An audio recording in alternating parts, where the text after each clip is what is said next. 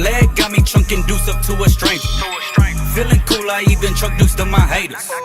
Knocking pictures off your wall, wake the neighbors. Creeping, crawling on my route to make the paper. Bustin' left, right, left, right. Out of sight, I'm throw left, right, left, right. Out of sight, I'm throw left, right, left, right. Out of sight, I'm throw left, right, left, right. Out of sight, I'm throw. Might just left a new leg that I just caught. Pull up on a bad one, keep me room for uno mas. Say she from the H, keep it natural like Solange. Seat for the ass and relaxing like she had a massage. Speaker blasting the classics when I'm the wrong. DJ screw scratching through chapters of story told. Bitch, I'm in my zone. Faded like I'm boosted, coming out the third coast. Where we swing like our tubing. No illusion, ain't no lie before your eyes is a movement.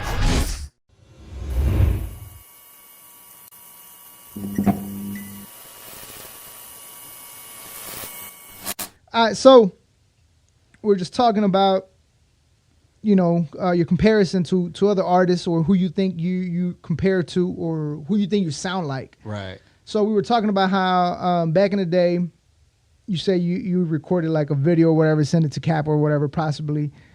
Now, the reason I'm bringing that up is because I want to know, which was your very first song you recorded professionally? Not on your cell phone and shit like that, but your first recorded track in an actual studio, even if it was trash. No, or even if it was like a booth in a closet, but your actual, that you felt like, okay, this is my legit first track ever recorded. Man, I gotta say, man, the first one that I could think off top, there's this cat.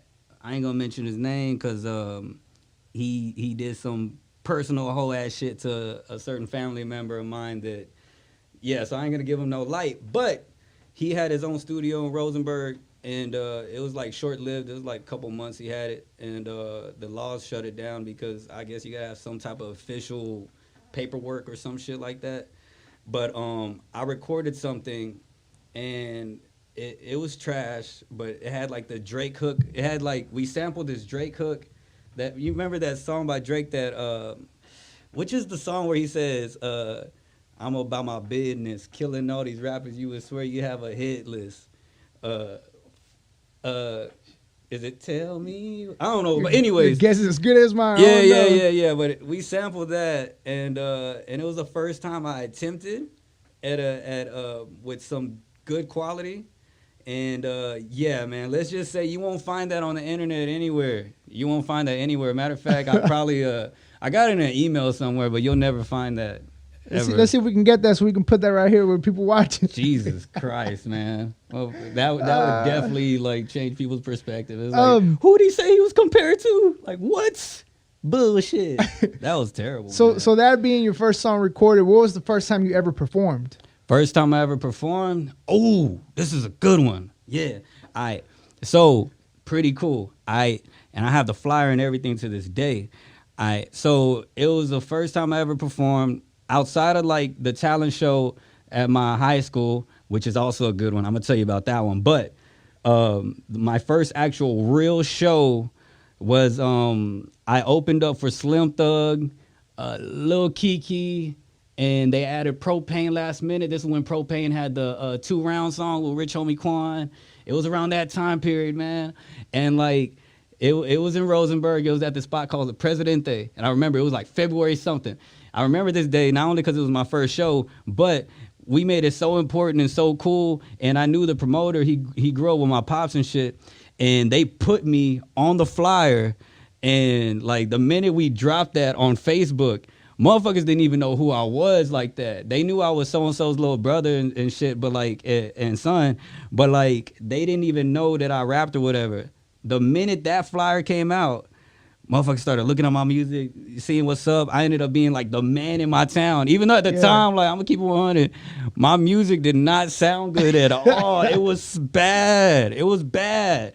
But you know what? The thing about coming from Rosenberg is that the minute that you have some type of potential and some type of shine, like, people gravitate towards it. You know what I'm saying? Yeah. Because we ain't got nothing going on over there. So the minute that someone has some type of potential, they rhyme with it and they rocking with it. And yeah, that was the first show I ever had. And believe it or not, to this day, I don't know why, but a couple people say, people that were there say, bro, I remember that, man. That was like one of your best shows. What's up, guys? It's JVaz from the JVaz Show. Just want to let you guys know the BU shirts are now available for pre-order. You can find the link to place your order on the description of the video. And we also have the pins and the stickers that you can purchase as well. So once again, the link is on the description of the video. I hope you guys keep enjoying the interview. Of course, now I'll say no, but they'll bro. live with that to this day. And it was incredible. My grandma was in the crowd. No shit. Yeah, That's like dope. we have the That's picture. dope. She's like posted up, like for real, like in her like Jesus robe and shit. Yeah, she does the church thing or whatever. So like, yeah, that shit was tight. Yo, and we packed that thing out, bro. We sold some tickets, man. Like that dope, shit was man. crazy, man. So the reason I asked that, I always like to ask artists this. Comparing your first time ever recorded, comparing your first time ever performing to now, the last song you recorded maybe yesterday or whatnot, your last show maybe last weekend, what was the difference like as far as confidence? Because you're just telling me right now that, you know, your music was trash back then. But I know you were excited about it, you know, the performance. So comparing those two performances, comparing those, you know, your last song recorded to compared to your first song recorded, talk to me as far as your confidence and not just the passion that you feel for it now compared to what you did then. Man, get ready, man. That's a really good question. Fuck, I love this interview. So like, so the difference between that, there's like pros and cons. Of course, I sound way better now, and I perform way better now. I really do. You know what I'm saying? I perform incredible now compared to where I was before. The progression is crazy. My confidence on the mic, incredible. You know, I could put words together better. Everything. I know how to record now. You know what I'm saying? Not all the way like I would like to, but I give the engineer less work. You know what I'm saying? Because I have an idea of where I want to take it and all that. So as far as like crafting a song and crafting a performance in a show and interacting with the crowds, way better. But I will say this.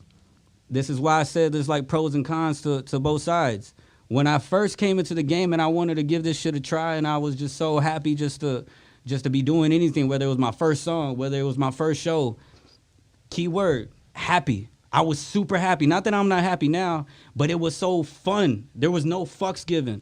When you don't care about like where a song's gonna go and you just in there with your boys and y'all just rapping and no fucks given, it's so much fun. And now that like, and we were just talking about this off air, but like as an artist, you don't even listen to music the same once you start actually knowing your shit and you start like thinking like, okay, I could have done this better. Let me try this, and you're just perfecting it so much that like sometimes you might trash a song and whatever just because it wasn't good enough. But back then, when I first started, whether it was my shows or whether it was the songs, like everything got recorded and everything damn near got released, and it was such a fun time. And now it's still fun. But there's definitely, I'm more nitpicky, and that can be a good or a bad thing.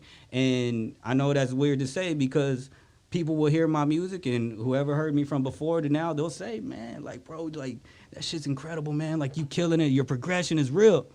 But like I said, it's pros and cons, man. I know the average person would say, like, give you nothing but pros about today and what they got going on. But to keep it 100, man, like, that shit was so much fun not caring. And not giving a damn and just saying whatever came to your mind. And then you cringe about it years later. You know what I'm saying? But I look back and those were some of the funnest times. And now it's like a job. Now it's like a job, and now it's like an image. And now I got to actually like somewhat give a fuck. You know what I'm saying? Even on days when I don't want to give a fuck. So the cool thing about that is that when I'll take times of free write as if like I don't have no concept at all. And it helps me bring whatever joy is missing sometimes, and I'll like have no concept, and I'll write a song or I'll make a song that never gets released.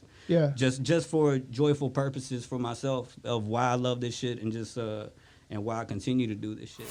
We are the voice of the underground.